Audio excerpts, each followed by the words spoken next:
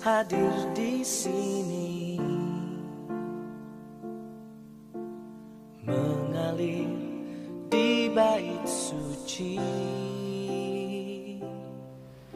Selamat pagi, salam damai sejahtera untuk semua kita dimanapun kita berada. Saya berharap kita tetap dalam keadaan sehat, kuat, bersuka cita, dan senantiasa di dalam berkat-berkat Tuhan. Pagi hari ini saya kembali mengajak kita untuk merenungkan firman Tuhan. Dan saya mengajak kita untuk membuka dari Kisah Para Rasul, pasal yang pertama, ayat yang keempat dan 5. Saya akan bacakannya bagi setiap kita. Pada suatu hari ketika ia makan bersama-sama dengan mereka, ia melarang mereka meninggalkan Yerusalem dan menyuruh mereka tinggal di situ menantikan janji Bapa yang demikian katanya, telah kamu dengar daripadaku, sebab Yohanes membaptis dengan air, tetapi tidak lama lagi kamu akan dibaptis dengan Roh Kudus. Saudara-saudara, sebelum Tuhan Yesus disalibkan, sebelum dia menderita, dia berkumpul dengan para murid-muridnya, dia memberikan nasihat kepada mereka, dan ada satu perintah yang sangat penting yang disampaikan oleh Tuhan. Dia melarang mereka untuk meninggalkan Yerusalem.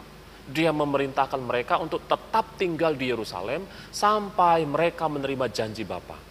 Dan apakah janji Bapa itu? Yaitu pembaptisan oleh Roh Kudus. Dia mengatakan, Yohanes membaptis kamu dengan air, tetapi tidak lama lagi kamu akan dibaptis dengan Roh Kudus. Saudara-saudari, selama 3 tahun lebih Yesus bersama dengan mereka, Yesus memperlengkapi mereka.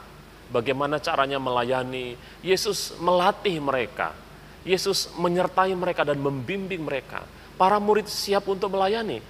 Dan keinginan Tuhan saya percaya adalah semua para murid siap untuk melayani. Tetapi yang lebih penting lagi adalah Tuhan Yesus menyuruh mereka untuk menantikan janji Bapa, yaitu dibaptis dengan Roh Kudus.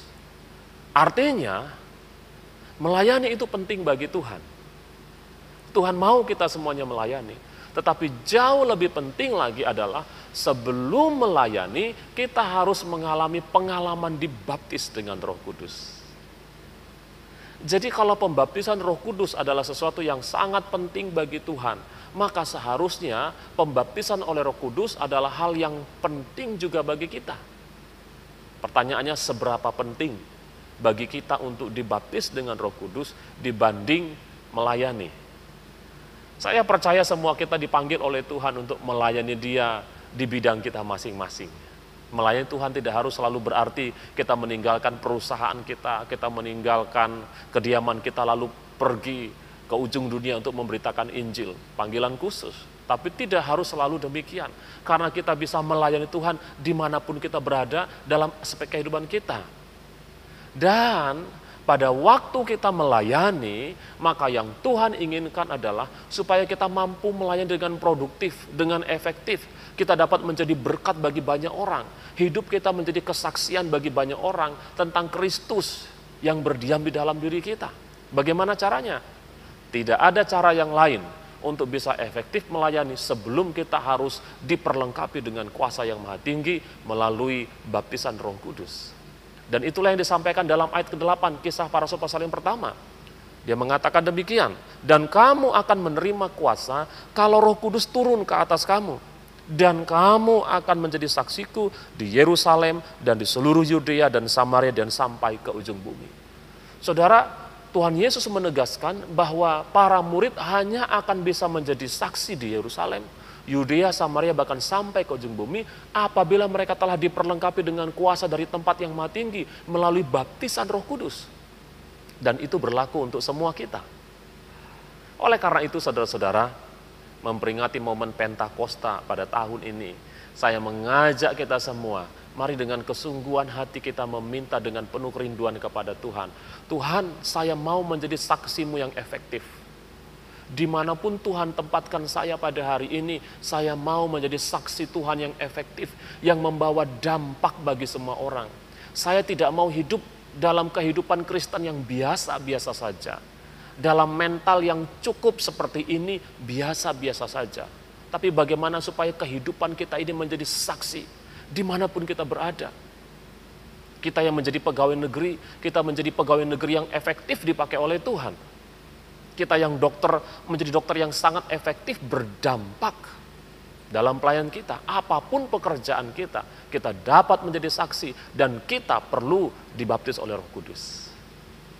Mari kita buka hati kita dengan sikap yang sungguh-sungguh, dengan penuh kerinduan, katakan kepada Dia, Tuhan, hatiku siap. Pakai aku, baptislah aku dengan kuasa Roh Kudus-Mu. Dia yang telah membaptis para murid-muridnya dengan kuasa Roh Kudus. Dia masih bekerja sampai hari ini. Dan dia rindu untuk membaptis kita. Dia rindu untuk memperlengkapi kita. Saya mau katakan saudara, kerinduan Tuhan untuk membaptis kita dengan Roh Kudus-Nya jauh lebih besar daripada keinginan kita untuk dibaptis oleh kuasa Roh Kudus. Datang kepada Dia, buka hati kita, dan percayalah, Dia siap untuk memperlengkapi kita. Dan perhatikan saudara-saudara, kehidupan kita akan menjadi kehidupan yang berubah. Sebagaimana para murid, hidup mereka diubahkan ketika mereka dibaptis oleh Roh Kudus. Hidup mereka menjadi berkat, iman mereka menjadi iman yang luar biasa, iman yang teguh, yang cakap mengatasi segala persoalan kehidupan mereka. Kita perlu Roh Kudus, kita perlu dibaptis oleh Roh Kudus. Nantikan itu, dan Tuhan akan bekerja dalam kehidupan kita. Tuhan Yesus memberkati semua kita. Tiada yang mustahil dan tiada yang sukar.